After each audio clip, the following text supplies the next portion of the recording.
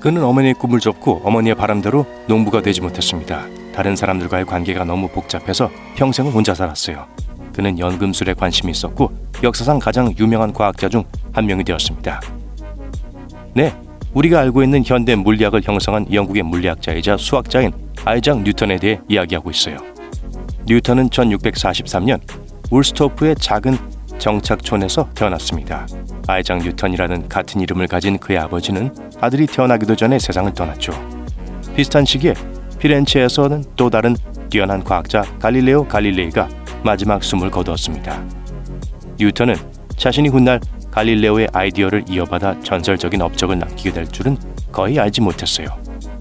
초창기 어린 아이작은 너무 일찍 세상에 나왔기 때문에 생존을 위해 고군분투해야 했습니다. 그는 너무 작아서 큰 머그잔 안에 들어갈 정도였어요. 뉴턴이 태어나자마자 엄마는 재혼했고 새아빠는 뉴턴을 다른 마을로 데려가 가족을 키웠습니다. 뉴턴은 9년 동안 엄마와 헤어져 할머니 댁에서 지냈어요. 소년은 대부분 혼자 시간을 보냈습니다. 이는 그의 인생 전체에 영향을 미쳤죠. 몇 년 후 자신의 잘못을 일기로 쓰던 중 양아버지에 대해 집을 불태우고 싶다는 불같은 생각을 고백하기도 했습니다. 긍정적인 면을 보면 그는 기계와 기술에 관한 책에 관심을 갖게 되었습니다. 그는 시간을 알려주는 매우 정확한 해시계 시스템을 만들었어요. 그의 삼촌과 학교 교장은 그의 지적 잠재력을 알아봤죠. 몇 년 후 어머니가 다시 사별하면서 아이작이 가족 재산을 관리하기를 원했을 때 교장과 삼촌은 그것이 최선의 생각이 아니라고 어머니를 설득했습니다. 미래의 과학스타는 소와 농작물을 돌보는 대신 나무 밑에 웅크리고 앉아 좋은 책을 읽곤 했어요. 결국 그의 어머니는 포기했고 청년은 다시 문법학교로 돌아갔습니다. 18살이 되던 해 그는 캠브리지 트리니티 대학에 입학할 준비가 됐어요. 학비를 마련하기 위해 뉴턴은 일종의 일과학습 프로그램을 통해 테이블을 서빙하고 다른 학생들의 방을 돌보는 일을 했습니다. 뉴턴이 런던에 도착했을 당시 세계는 자연과 우주에 대한 새로운 개념과 획기적인 발견을 목격하고 있었어요. 하지만 대부분의 대학이 그렇듯 뉴턴도 아리스토텔레스의 오래된 철학을 배웠습니다. 그는 표준 커리큘럼이 자신에게 충분하지 않다고 느꼈고 여가 시간을 현대 철학자들의 이야기를 읽고 새로운 수학을 공부하며 보냈습니다. 그는 자신이 발견한 내용을 어떤 철학적 질문이라는 제목의 노트에 적었어요. 비록 명예는 얻지 못했지만 이 노트는 그의 빛나는 과학 경력의 출발점이 되었습니다. 1665년 패스트가 창궐하여 대학 전체가 문을 닫았습니다. 뉴턴은 그 후 몇 년 동안 집에 갇혀 지내면서 두뇌 활동이 활발해졌어요. 그는 집에서 편안하게 획기적인 아이디어를 떠올리며 오늘날 우리가 미적분학이라고 부르는 것의 기초를 닦았습니다. 그리고 거기서 멈추지 않았죠. 이 천재는 이전에 가지고 있던 통찰력을 색채에 대하여라는 에세이로 확장시켰습니다. 이 글에는 빛과 색의 비밀을 밝혀낸 그의 유명한 작품인 옵틱스로 이어진 수많은 아이디어가 담겨 있었어요. 그는 빛이 단순하고 균질하다는 통념을 부정하고 빛은 매우 복잡한 현상이라는 것을 발견했습니다. 또한 빛이 프리즘에 의해 여러 가지 색으로 분리된다고 주장했어요. 그리고 이 셧다운 기간 동안 유명한 뉴턴 대 사과 에피소드가 발생했습니다. 과일이 실제로 과학자의 머리에 떨어졌다는 증거는 없어요. 하지만 뉴턴은 과수원에서 시간을 보내며 사과가 떨어지는 것을 보고 왜 사과는 항상 옆이나 위로 떨어지지 않고 땅으로 똑바로 떨어지는지 궁금해했습니다.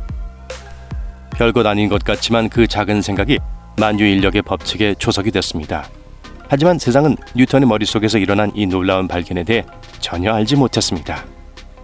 셧다운이 끝난 후 이 명석한 인재는 트리니티 대학에서 부전공 펠로십을 받았습니다. 그는 26살에 그곳에서 강의를 시작했어요. 뉴턴은 여전히 의사소통에 서툴렀고 친한 친구도 거의 없었으며 일에 몰두하느라 식사하는 것을 자주 잊었습니다. 그는 학생들이 가장 좋아하는 강사가 아니었고 아무도 나타나지 않는 텅 빈 수업을 진행하기도 했다고 합니다. 하지만 이 과학자는 다른 사람을 가르치는 것보다 자신의 연구를 하는 것을 더 좋아했기 때문에 이런 상황에도 개의치 않았어요. 이 시기에 뉴턴은 논문을 작성해서 친구이자 스승인 아이작 베로우와 공유했습니다. 수학계가 뉴턴의 연구를 주목하고 인정한 것은 이때가 처음이었어요. 얼마 지나지 않아 베로우는 캠브리지 교수직을 사임하고 뉴턴에게 교수직을 맡겼습니다.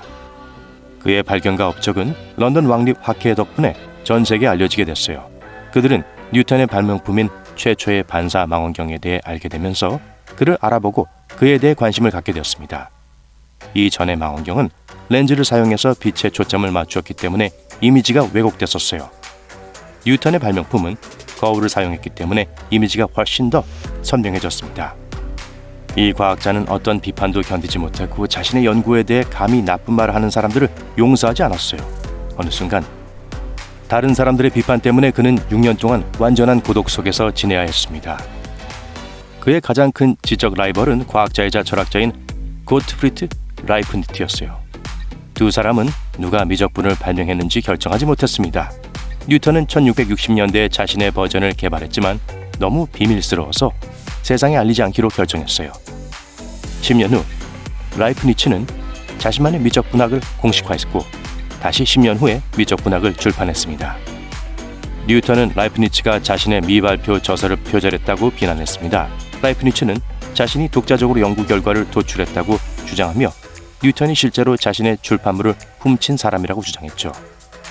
라이프니츠는 자신을 변호하기 위해 권위 있는 과학단체인 왕립학회에 호소했습니다. 그 학회의 회장은 누구였을까요? 바로 뉴턴 자신이었습니다. 그는 결정을 내릴 위원회를 자신의 지지자들로 구성하고 위원회 보고서까지 직접 작성했어요. 결국 뉴턴의 지동설이 공식적으로 인정받았지만 라이프니츠의 미적분학 체계는 오늘날 일반적으로 사용되는 체계입니다.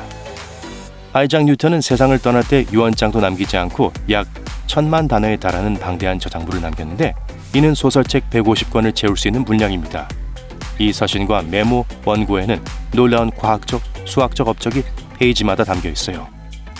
또한 가족들이 필사적으로 감추려 했던 뉴턴의 또 다른 면모도 드러났습니다. 뉴턴은 획기적인 과학 연구와 함께 연금술과 신학에도 깊이 빠져 있었어요. 그는 신의 예언을 해독하기로 결심했습니다. 뉴턴은 자식이 없었기 때문에 이복 조카의 남편이 그의 상속인이 되었습니다. 그는 과학계의 스타의 이면이 세상에 알려지는 것을 원치 않았죠. 수세기 동안 그들은 뉴턴의 업적을 감추기 위해 노력했습니다. 18세기 후반에 이르러서야 마침내 논문이 캠브리지에 도착했습니다. 논문들은 혼란스럽고 정리되지 않은 채로 완전히 악몽과도 같았어요. 대학은 해왕성의 공동 발견자인 존 카우치 아담스와 또 다른 뛰어난 물리학자 조지 스톡스에게 뉴턴의 연구물을 분류하는 임무를 맡겼습니다. 이 과학자들은 16년 동안 미루기로 결정했고요. 하지만 마침내 논문을 훑어보는 어려운 작업에 직면했을 때 그들은 충격을 받았습니다. 이 과학적 영웅이 연금술과 세속적인 문제에 대해 글을 썼다는 사실을 알게 된 후 그의 작품을 마주하게 되었다고 상상해보세요. 과학자들이 예상하지 못한 또 다른 사실은 같은 내용을 6, 7번 복사하는 것이었습니다. 뉴턴은 수많은 미완성 논문을 쓰는 습관이 있었고 같은 아이디어를 몇 번이고 반복해서 검토하곤 했어요. 아담스와 스톡스는 분명 실망했을 거고 심지어 과학자가 자신이 쓴 글보다 자신의 손글씨를 더 사랑한 것 같다고 농담을 하기도 했습니다. 뉴턴의 논문을 완전히 편집한 전집이 왜 없었는지는 아직도 알 수 없어요. 그 시대의 다른 거물급 과학자들은 모두 오래전에 논문을 출판했거든요. 하지만 뉴턴의 업적은 역사책에서 기묘한 틈새처럼 존재합니다.